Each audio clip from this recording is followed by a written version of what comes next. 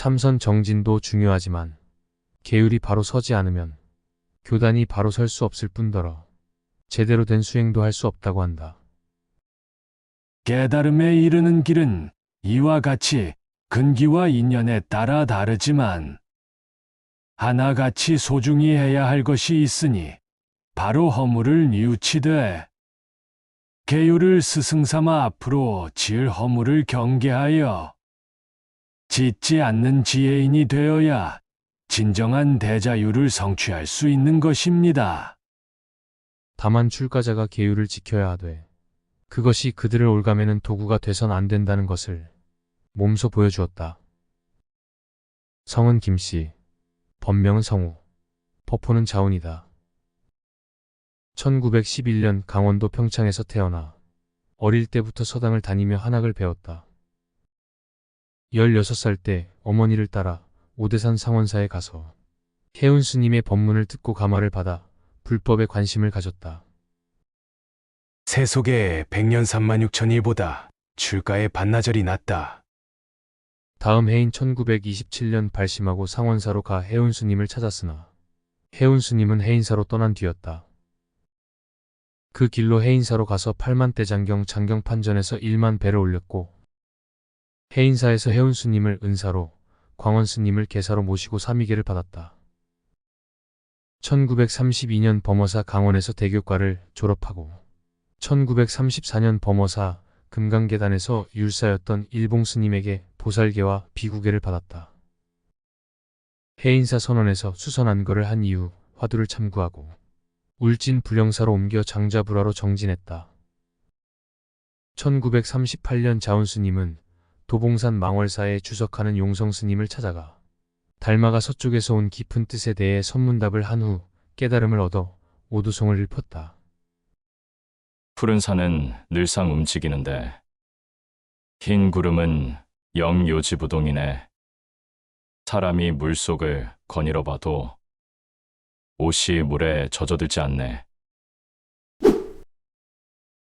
이에 용성 스님이 깨달음의 경지를 인가하고 전법계와 의발을 전했다. 뜰 앞의 잣나무는 숲속에서 가장 잘 드러나고 감청색 푸른 잎사귀는 수미산을 덮으리로다. 이후 자운 스님은 대각사에 머물며 율장 연구에 매진했다. 불교의 핵심은 계, 정, 혜의 사막이며 계율은 불법에 있어 목숨과도 같다. 자운 스님은 국립중앙도서관에 소장돼 있는 일본의 만속장경을 열람하기 위해 2년 동안 도서관에 다니며 방대한 양을 하나하나 필사해 연구했다. 해방 후인 1947년에는 성철과 청담, 향곡 스님 등과 함께 봉암사 결사에 동참했다. 봉암사 결사에 동참한 스님들은 계율 정신을 회복해야만 한국 불교를 중흥할 수 있다고 생각했다. 성철 스님은 율장의 밝은 자운 스님이 일제 때 흐트러진 계율을 바로 세울 적임자라고 생각했다.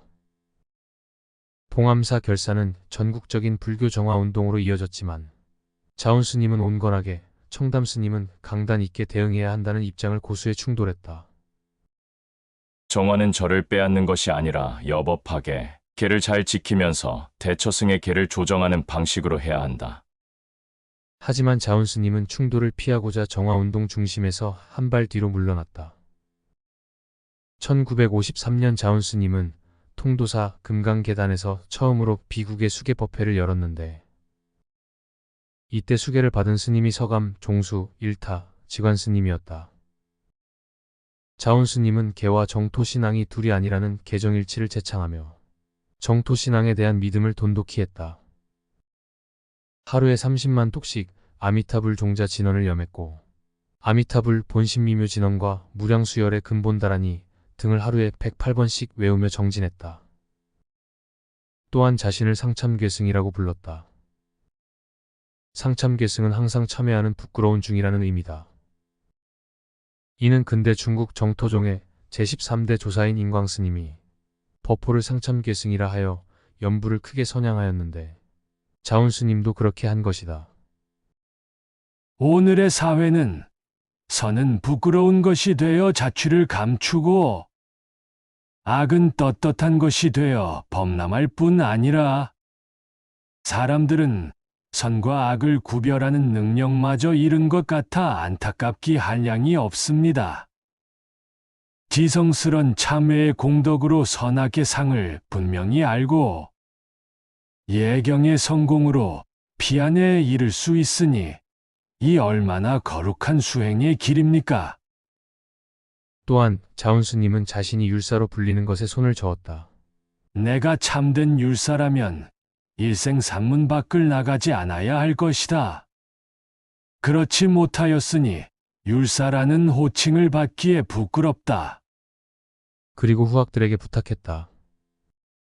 권속들이 모여 호법이 아닌 이권으로 바벌을 짓는 일에는 절대로 관여하지 말고 수행과 포교에 전념하고 부득이한 경우를 제외하고는 주지 등 외오직은 사양하라.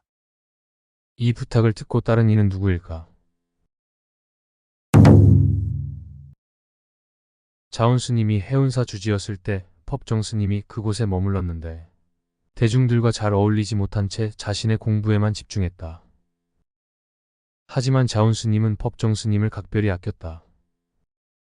이를 의아하게 생각한 해총스님이 물었다. 스님, 대중과 잘 어울리지 않는 법정 스님을 무엇 때문에 그렇게 챙기고 예뻐하십니까? 자운스님이 답했다. 그 스님이 중노릇을 잘하는 거야. 너의 눈에는 잘못하는 것으로 비칠지 모르지만 그렇지 않아.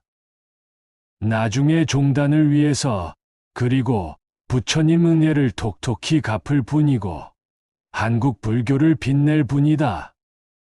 그 스님을 잘 모셔라. 해총스님은 자운스님의 생활이 법정스님의 생활 그대로라며 법정스님이 자운스님의 영향을 많이 받았다고 밝혔다. 믿거나 말거나의 이야기다. 1939년 자운스님은 조국 독립과 한국 불교 중흥을 기원하기 위해 오대산 정멸 보궁에서 날마다 20시간씩 문수기도를 올렸다. 99일째 되던 날 꿈에 문수보살이 푸른 빛 사자를 타고 나타나 한국 불교의 승강을 회복토록 정진하라고 당부했다고 한다. 자운스님은 해인사와 범어사 주지, 전계대화상, 조계종 총무원장, 동국역 경원장 등의 소임을 맡아 헌신했다. 그 중에서도 가장 두드러진 일은 단일계단과 비구와 비구니를 인정하는 이부승제도다. 이전까지 조계종의 수계의식은 행자가 일정한 기간이 지나면 자신이 출가한 절에서 은사에게 직접 사미계를 받고 다시 구족계를 받는 것이 관례였다. 하지만 행자의 수계 기간이 절마다 달라 어떤 행자는 수년이 지나도록 계를 받지 못해 절에 불목한 이로 전락하고 어떤 행자는 출가한 지 얼마 되지 않아 사미계와 구족계를 받았다. 또한 수계자에 대한 관리도 제대로 이어지지 않아 허위로 수계 사실을 조작하는 일도 많이 일어났다.